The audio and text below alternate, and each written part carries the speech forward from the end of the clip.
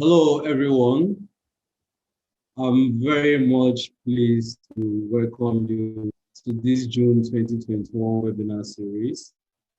This time, we have a very interesting and very edifying and contemporary topic, the dynamics of data science and business problems.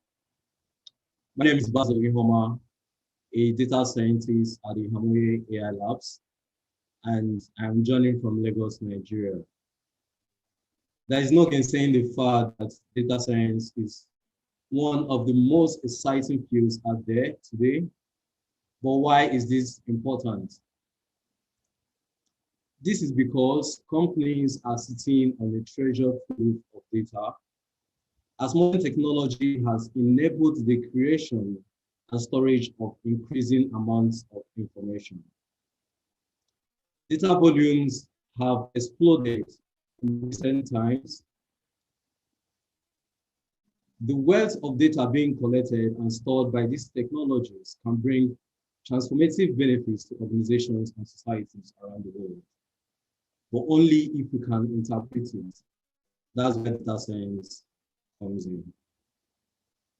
Data science reviews a lot of trends and produces so many insights that businesses can use to make better decisions, and as well create more innovative products and services. Data is the bedrock of innovation. But its value comes from the information data scientists can glean from it and then act upon. That being said, data science has played a very major role in business transformation, where organizations and firms are using data science to turn data into a competitive advantage by refining products and services. Some of the use cases include the Netflix recommendation system, which I know each and every one of us here probably uses Netflix. The Netflix recommendation system, where modern-based collaborative filtering techniques provide item recommendations by first developing a model of user ratings. Algorithms in this category take a very probabilistic approach based on some metrics, which develops a personalized method where movies are suggested to the users who are most likely to enjoy them. Another sector where data science is like very beneficial to business transformation in the financial sector, where it plays a very major importance role in fraud detection by recognizing suspicious behaviors and anomalous actions. Hence, the topic of our webinar session, the dynamics of data science and business problems. Joining us today to discuss this topic is Alan Kinkule, who is a data science manager at Ernst & Young Global, United Kingdom. He's best described as a machine learning engineer using natural language processing techniques to build data products. He follows the latest advancements in machine learning field, implementing some of the techniques. And also contributes to open source projects and speaks at data science and machine learning meetups and conferences. Before we proceed with the presentation, please carefully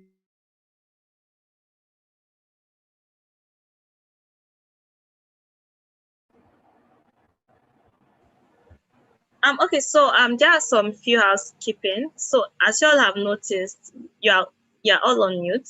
So if you need to speak, you can raise up your hand and you'll be allowed to speak. And also if there are questions, you can drop them on the chat boxes on Zoom or on YouTube, right? So yeah, so now I'll hand over the control to Alan to lead us through the presentation. So thank you, Alan, for coming. Thank you so much. I will share my screen quickly. Okay.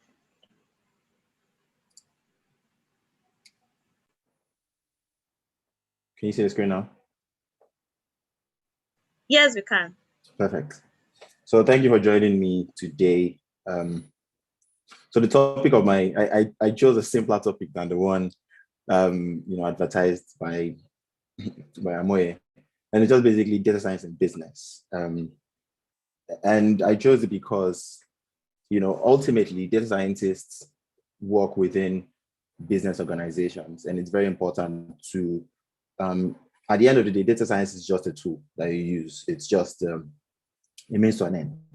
So it's important to know how, you use data science within the context of whichever business you're working in. And that's going to be the focus of my discussion today.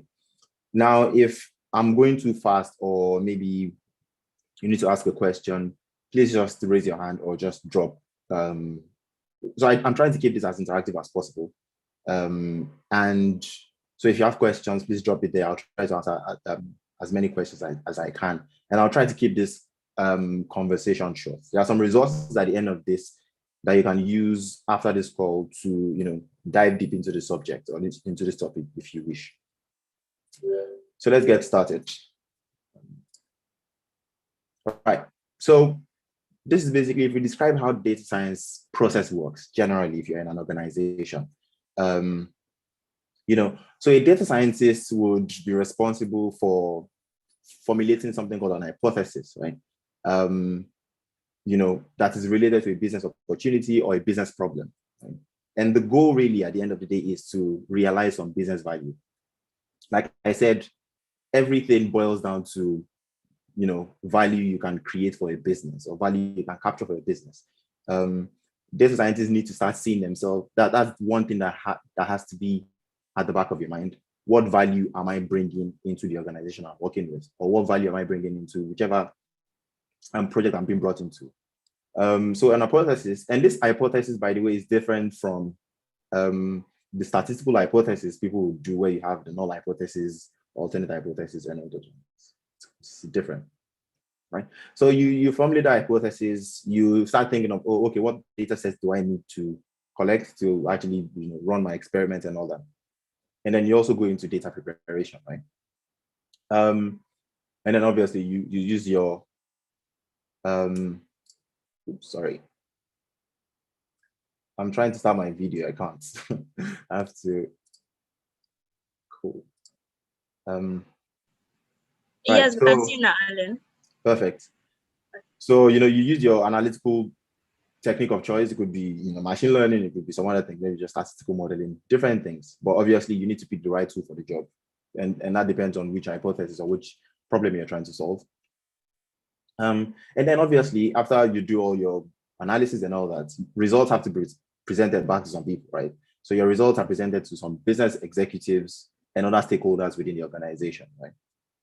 So this is broadly, at a very high level, the processes you would obviously take. And there's one more process after this, which is obviously deployment. And obviously you want to get return on investment. That's why it's hopefully, because it's not always you get to realize the value you're trying to realize with the hypothesis you ran.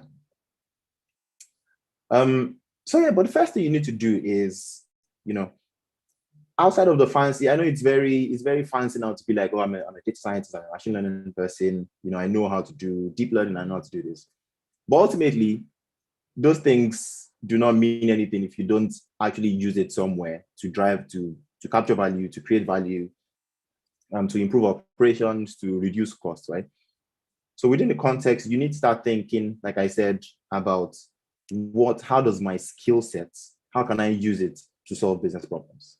How can I use my skill set to help the business within which I work? So it's very important, right? It goes beyond, obviously it's good to be very technical, to know what you're doing, to know which, how to tune algorithms, how to pick the right models to use, all those things, right? But it's even more important, and it's a skill that is very underrated, to be able to understand the business. Like, you want to understand the business you're part of. Like, how do they make money? What are the problems? What's the organization structure like? All those things. It is extremely underrated, but it is something I think people, if you want to become successful at this, in this field, it's one of those things I always advise people to do.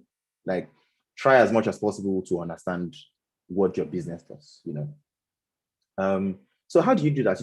You talk, right? You're going to close this a little bit, actually. Sorry, 1 minute. Let me close this. So yes, how do you get to understand the business apart from obviously reading about the business yourself? One of the biggest things is communication, right? Talk to people in your organization and understand their pain points, right? You need to, it's something that is, you have to just know how to do, like how to talk to people, how to build relationships across the organization. So for example, let's say you are a data scientist hired by one of the many fintech companies in Nigeria, right, for example. And you want to understand what is the company currently struggling with? What are the pain points the company has? So you could go to, say, for example, the marketing team and talk to the marketing team and be like, what are the things you currently struggle with? And you keep a note of all those things, because from there, from those discussions, from those conversations, that's where you'd be able to actually see the areas where you can actually use your skills to solve problems and actually deliver value, right? So yeah, that's one of the biggest things. Communication is key. Writing, speaking, learning how to convince people, all that. And obviously, this is something, it's a skill that you get better at over time. It's not something it's not something you can just know how to do immediately. Some people are talented at it, some are not. But it's something I believe everyone can learn how to do. Right. So, like I said, the biggest thing, right, when you're in an organization. So after, for example, speaking with people, you actually understand what the business problems are. You as a data scientist, and this is where the element of creativity sometimes comes in this field. A lot of it is science, but there are some creative components or creative aspects to being a data scientist, which is, you think about, you hear some business problems and you're like, what, we could actually solve that, or we could make this process better, or we could, cut down on costs, right? So in a way, a data scientist also has to have like ownership, right? And be like, I can actually do some things, right? But there are a lot of steps you need to go through to be able to get to that place where you feel like you can actually solve some problems. And to solve the problem, you have to come up with an hypothesis, right? And there are a number of steps you could go through. And I'm listing, so we're going to go through some of those questions now, that you could ask yourself as a data scientist when you're trying to, build a hypothesis and get to, delivering value.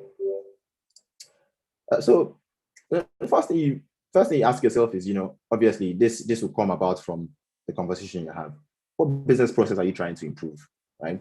Are you trying to cut down costs? Are you trying to improve sales? Are you trying to improve operational efficiency?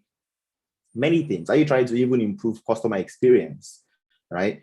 A lot of things you could think about. So the first thing is, and everything stems from there, what business process are you trying to improve? Very important question. And then that leads you to, after formulating that, after deciding, oh, this is what I'm trying to do, I've picked a niche, I've picked a problem, I'm trying to solve it. Ultimately, when you're trying to solve something, you need a metric that you will use to actually measure your progress or success or otherwise, right? So you need to clearly define what KPIs or metrics you're going to use. That's very key. And this is a place, this is in my experience, I've noticed that a lot of people falter here because sometimes it might be difficult to actually identify the real KPIs that you need to actually check, because there are some things called vanity metrics, right? Which are metrics that actually do not really affect. They are quite, could I call them spurious? They don't really affect what you're looking into, but they seem fascinating to you. You should try to avoid those. So you pick the metrics that actually matter and that actually really measure what you're trying to measure, right? So that's the next thing, KPIs, metrics. Those need to be defined properly. Cool. So what is the business value of the hypothesis from a financial, operational, or customer perspective, right? This is a very important question you need to ask yourself as a data scientist, because data scientists, a lot of us, or machine learning engineers, we have this many of us have this bad habit of, oh yes, I just want to do nice work, get my Jupyter notebook, import panels as PD, import number as MP, all those things. It's cool, it's nice, right? But ultimately, you need to ask yourself, like I've said many times, is what is the value, right? And because if you can't answer this question, there is no way you get buy-in from people in the organization or the stakeholders you need to actually convince to give you the resources to do some of these things, right? So if you can answer the question, what is the business value of this hypothesis from a financial perspective, operational perspective, or a customer angle, you will be able to have very fruitful conversations, and you'll be able to actually make the change you really want to make in an organization. Oftentimes, data scientists will be frustrated because they can't answer this question, and they think, people are just being difficult. But the real problem is they're not speaking to the stakeholders in the language the stakeholders understand, right? So if you're speaking, for example, I'll pick an example. So from a financial perspective, for example, you could say, what's the business value? If we use this, like if data scientists, you're speaking to them, and like, oh, if we're able to actually achieve, able to productionize this and actually use this method I'm proposing, we'll be able to maybe make savings of £10,000 a month or a year, things like that. If you can actually put a number to that, and you're speaking to a financial person, say the CFO of an organization or to your line manager, that would be a more fruitful conversation because you're speaking in a language you understand. For operational people, you could be like, let's say you are working in customer service, right? You're a data scientist aligned with the customer service department. Operational efficiency, you could be like, what? Maybe you want to build like an NLP tool that automates customer service things and frees your customer service operators to actually deal with the more thorny, problems, right? So you could automate a lot of the very low-hanging fruits problems. So the way you could frame that is you speak to an operational person and be like, what? We can help you answer more questions, or maybe you'll be able to answer maybe 10x more questions, or respond to 10x more customers if we use this method, right? Speaking to them in the language you understand. Or if you're speaking to maybe a customer success person, you may want to be like, if you're working for, let me see, a fintech, and you want to automate maybe your KYC process, for example, right? And you're like, what? Instead of our current process is, customers will submit their passport, they will submit their maybe driver's license, and it'll take ages, maybe a week for our customer service people to go through them to actually check if it's valid. And you're like, you're proposing a method that would automate that whole process with, computer vision and all that type of techniques. And like, if we do this, it means that our customers will be able to get feedback from us in one day, something like that. We're cutting down time from 1 week to 1 day, and our customers will be happier. They'll be able to actually use our app faster or our service faster. Those are the type of things you need to answer. Number 3 is extremely important. Speak to people in a language they understand. Right.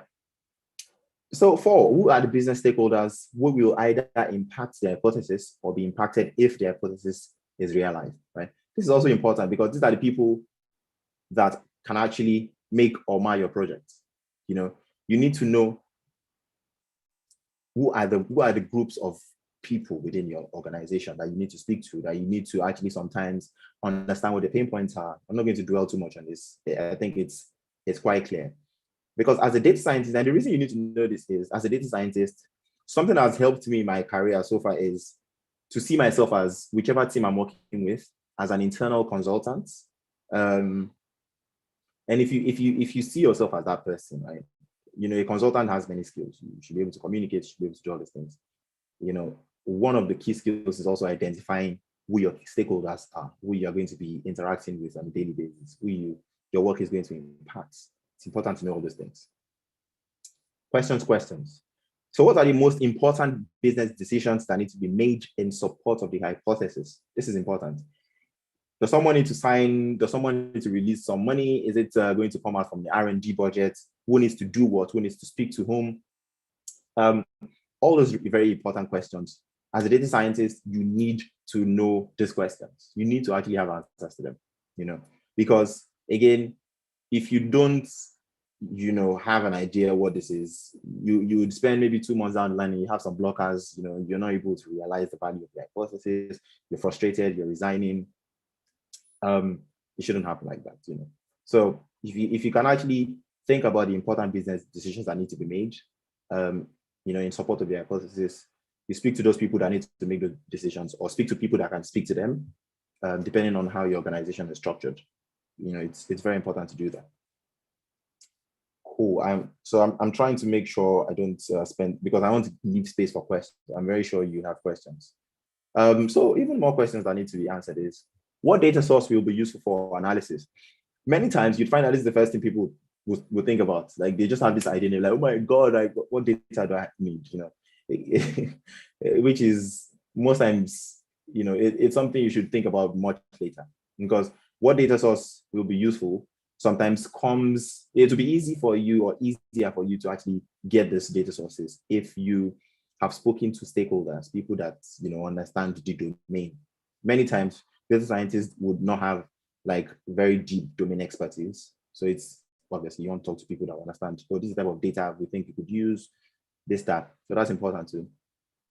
Now, hindrances. What are the potential technical, data, or organizational hindrances to realizing value of your hypothesis, right? Basically, what are the village people that could affect you if you're Nigerian on this call? Like, what are the people that could actually throw some spanner in your works, right? Identifying that.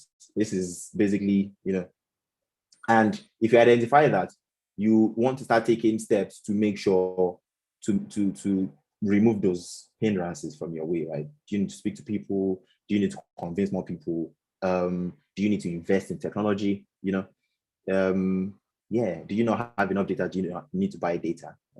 So those are the things you need to think about before you start any projects. These questions are really important. So a very important question is, what are the risks or costs associated with your hypothesis being wrong?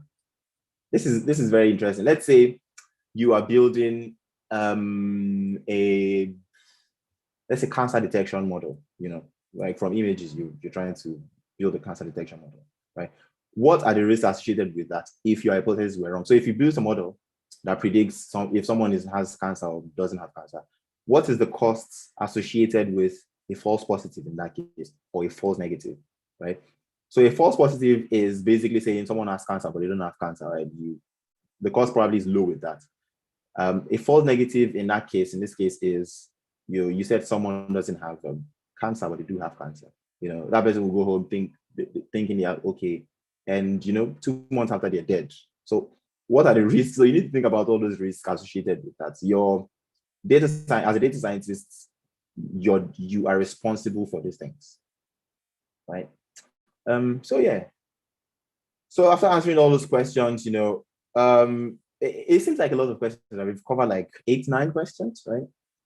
Now, these ideas are obviously not original to me. I've read a lot of books, and this is synthesized from all those books and resources I've read. And one of the most useful resources I use in my day-to-day job, or when I get on new projects, is something called a hypothesis development canvas, right? It's created by a guy called Bilge Mazo. The book is called, totally recommend that book. It's called The Big Data MBA. It's brilliant because, if you can get through it, the language sometimes can be quite boring and all that, but there's some value to be extracted from it, right? So if you look at this canvas basically helps you. Those questions are basically put in form of a canvas, right? So if you look at it, your description, hypothesis, the description of what you're trying to do, the impediments, the risks, the data sources you need, the value you're actually getting for your customer, operational value, financial value, all those things, and how everything is going to impact it. So I don't know if anyone is familiar with the business canvas model. It's basically, I think the idea was borrowed from it. And I really like it because this, if you present to someone in your organization, you could print, you fill it out, you give it to people, maybe when you're doing project meetings, everyone understands what's going on, at a glance.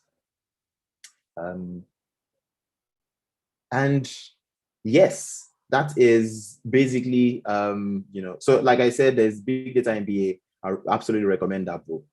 But so I was going to do a quick, let's say, case study of, say, so I'm going to use fintech, for example. Like I used an example of fintech, and you're working as a data scientist within the fintech space, and you are trying to, okay, maybe someone in marketing and fintech. So we're going to use this canvas to, as a data scientist, go through all that process.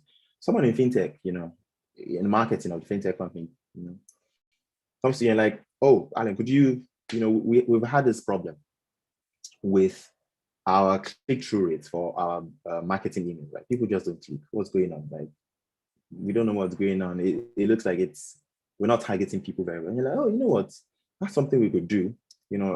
As a data scientist, you get excited. You're like, yes, this is a good project. We could actually build targeted models, where you send the appropriate type of emails to people that are likely to click it. So maybe propensity modeling and all those things. So you start describing that, like, okay, that's improve email conversion rates, right? That's a very simple way of describing that. Improve email conversion rate. But what does improvement mean? What are you actually trying to measure? Like I said, KPI metrics, conversion rate, click-through rates, those are the kind of metrics you want to start collecting, right? Because that's how you're going to measure, without this intervention, without this model, your click-through rates has been consistently 30%. If we do this, this is what we get, all those kind of things. Or this is, and they'll be like, yes, this is good. Now let's invest more money into this. So you want to do that. So what are the decisions that you need to do? Obviously, you need to maybe speak to people in marketing. You need to speak to someone that would, maybe people in marketing. Let's keep it simple, right? Maybe chief marketing officer, all those people. Get them to understand what they're trying to do. Get their buy-in. Convince them that what you're doing is valuable for them. Speak to them in the language they need to speak, that they understand, right? Which is basically, yes, we can improve your, we'll see if we can improve your, obviously still an hypothesis. You don't oversell, you make it clear that's an hypothesis, but you have a good feeling you're going to run a bunch of experiments, you're going to present the result of that experiment back to them. So what are the impediments? Technical impediments could be that, perhaps you don't have maybe the data, maybe you don't have database set up, something like that. But that probably won't be the case for any of these fintech companies. Perhaps you don't have the right data sets. Maybe they haven't been collecting very rich data about their marketing campaigns, all those things. Let's assume that. Organizational impediments, maybe someone in the organization just doesn't want you to do it. All those impediments are the things you need to think about. Risks. In this type of area, what could be the risk? I assume, thinking about it, haven't thought about it deeply, I assume there's going to be very little risk. The risk is maybe, what's the worst that could happen? You're not, you're still sending out those emails and you're not targeting people, and your click-through rate is still quite poor. That's the risk I can see, right? Obviously, operational value or financial value is operational value. Financial value in this case could be, I like using something called a lift curve, which is a lift graph, which is this is the current decision. This is our current process, right? Our current process costs us this much, or this is how much we're making from our current process. If we take on this new method I'm suggesting, this is going to be how much lift we are going to get. That is in my experience, one of the ways to actually get people excited. And by people, I mean your C-suite people that, the CFOs, the CEOs, and all these people.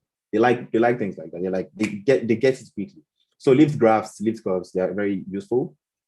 You obviously want to talk about the data sources. You want to identify that. In this case, maybe data they've been collecting from their email marketing software. You want to get all of that. Maybe some data sets in Excel. Obviously you want to talk about how good is the data set? What is the granularity of it? Is it complete? Is it documented? You want to have all those things, right? So you compile all these things. By the time you get to the end of this, you would be in a very good place, in the sense that as a data scientist, you understand, you have a very clear picture of what you're building, of the project you're doing. you have buy-in from the organization, and then you can go into actually building your hypothesis or actually start running your Jupyter notebooks and writing the code that you really love to do, with peace of mind, knowing that, you know what, you've done the right thing, you've done the groundwork, and yeah, you know, do what you need to do. So yes, I have spoken for maybe close to 30 minutes now, and it's time to take questions. Okay, thank you so much, Alan, for that presentation. So we don't have much time, so I'll just jump into the questions. So we have the first question from Zoom. Sorry. So the question is from Victor on Zoom. He's asking, where should a professional who has no experience in data science start? Is it possible to get a roadmap? I mean, that's a hard question, really, because everyone, I didn't start with experience. I mean, I got a role in an organization that they were looking to realize some value, right? So I worked with some marketing team, and I was helping them basically fine-tune their go-to-market strategy. So there is really no, at least this is my own experience, is I can't say there is one place to start. What I would say is find an organization that is willing to invest in you as a person, in your growth, you know, and also understand an organization that understands that, you know what, data science is not magic. It's not a silver bullet to everything. Sometimes you're going to fail, sometimes you're not, right? It's basically finding those type of organizations that actually understand that thing. Is there a roadmap? I have seen some articles, some resources that I could actually share after this call. So I'll find them and send them to you. I don't have a roadmap because my journey has been, I don't know, I moved from software development, did a master's in data science. You know, I've been working in data science field since then. And I know people that moved from physics to data science. You know, it's honestly, there's no roadmap. There are many ways you could go about this thing. So yeah, I don't know if I answered that question properly, Victor. Okay, thank you, Alan. I hope that answered your question, Victor. So we have another question from Zoom, from Matthew Etosa. Oh, sorry, I didn't get that. So for a business area like electricity or energy distribution in a developed country, is there any huge opportunity to apply data science in this area? I already have work experience as an electrical engineer in the energy industry. Yeah, absolutely. That's always my question. There's almost no domain. I don't think you can find any domain right now where you can't actually apply data science or machine learning techniques to actually improve some process or to get some value out. And it's very key. I think something that's very interesting is you said you already have work experience as an electrical engineer in the energy industry. So that gives you some level of domain expertise, right, within that industry. What I'll do if I were you is I'll start looking at, like I said, maybe start speaking to people or yourself, start looking at those areas you think are pain points within that industry, right? And that's always a place to start, you know, even if you're just a software developer or you're just solving problems. What are the pain points within that industry, right? And then start thinking about, you know, what can we do to solve this? You know, what do I need? You could use that canvas too, but you're going to be your own customer in a way, right? So you could use that canvas, the hypothesis development canvas, have an idea. So you come from a pain point and you're like, you know what, I could actually do something to solve this problem. So you formulate an hypothesis, you go through that process, get the required data sets you need, and then obviously build something and see if it works or if it doesn't. But it's really good that you have experience as an electrical engineer. I mean, I don't have experience in the energy field, but I've obviously seen articles here and there where people, you know, do things with machine learning in that industry. So yes, there is definitely opportunities there. Okay, thank you so much, Alan. I hope that answered your question, Matthew. So let's take a question from you too. So we have a question from Ebuka from YouTube, and he's asking, does a data scientist need to be involved in major discussion with stakeholders, or the project manager should? So I always think you should be involved in it, be involved in it because you want to understand you want to have almost a bird's eye view of the project. Like you want to know what's going on there. So in many cases, it's something I've seen as data scientists just sit down and just expect. If you don't have context, whatever you're building, you wouldn't be able to explain your results properly. You wouldn't be able to understand when things go wrong. Who do you need to speak to? So be involved in conversations, like take ownership, act like you're the project manager. Obviously, don't be annoying, but just be involved, try to go to meetings, speak to people, communicate, because that's the only way to do it. Yeah. Okay, thank you, Alan. So I have another question from Zoom, from Abiodun Abayomi, and he's asking, what's the best project to work on to showcase for an internship or a job as an entry level? There's no best project. What I always tell people is just pick anything you're interested in. There are some open source data sets out there. Pick anything you're interested in and just do it. I think a lot of us tend to overthink, oh my God, what should I do? What's the best thing? What should I?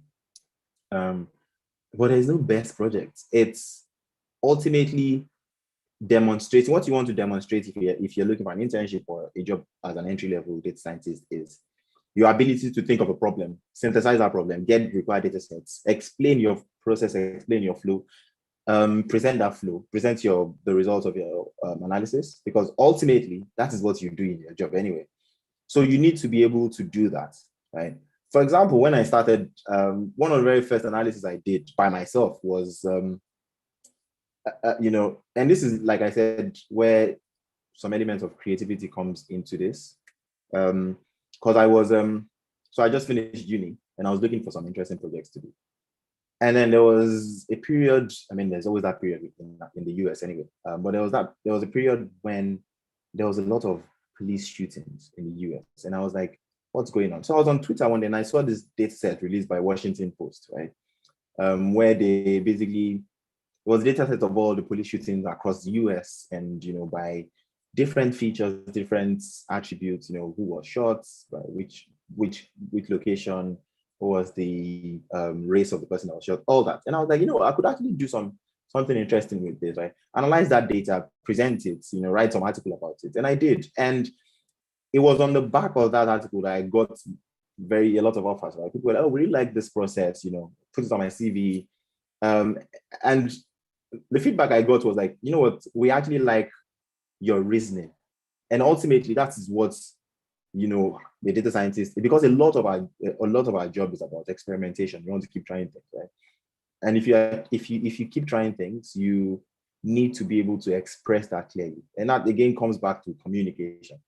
Just pick anything, honestly, and run a simple project, write about it, do that multiple times, show that to someone who is trying to hire, and then I'm very sure you'll be able to get opportunities. Okay, thank you, Alan. So I have another question from Oyinda and the person is asking, what challenges do you have in your day-to-day work as a data scientist, and how do you navigate them? Challenges. One of the biggest challenges is people, honestly. People can be difficult, right? And that's again where you need to sometimes just convincing people that what you're doing is a good idea. And I believe it's on you as a data scientist, or to actually convince people. So that's one of the biggest challenges. Like sometimes you're chasing someone for data, they're not responding to you. It's people, mostly people problems. The tech itself, technology problems they are easy to fix, in my opinion, right?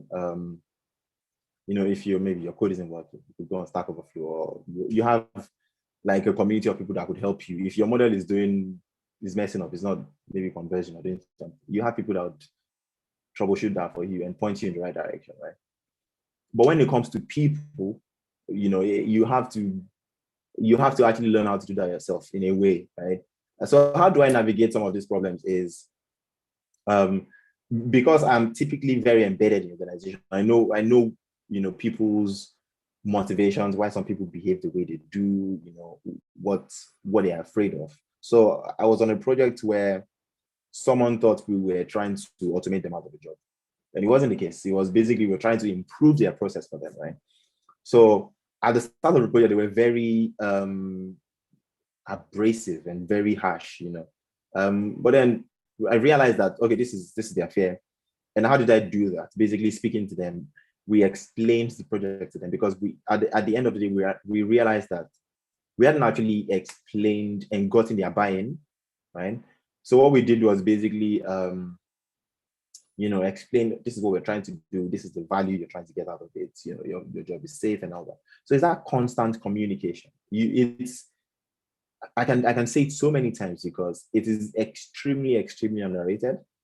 But it's apart from the technical skills that you need to succeed as a data scientist, it is almost the most important one. Being able to communicate, being able to speak to people, being able to convince them, being able to present your ideas clearly. It's very important. So, yeah. Okay. So I know this is a lot of questions, but I think we're almost done. So we have another question from Zoom from Joe Chim. I don't know if that's the right pronunciation. So it's saying that with all you said, does that mean that as a data scientist, you have a master's or a degree in business, be fully integrated into the business cycle? No, you don't need a master's. Some of the best scientists I know, they only have BSs. They're not even BSs in technical fields. So no, you don't need that. If you want to do it, if you think it's going to help you, I always tell people, when people ask me, should I do a master's in data science? I'm like, I don't know, honestly. Or should I do a PhD? The answer is always, I don't know, because I'm not going to prescribe what worked for me as what worked for everyone. You have to obviously evaluate your own situation, why you want to do what you want to do, where you want to get to.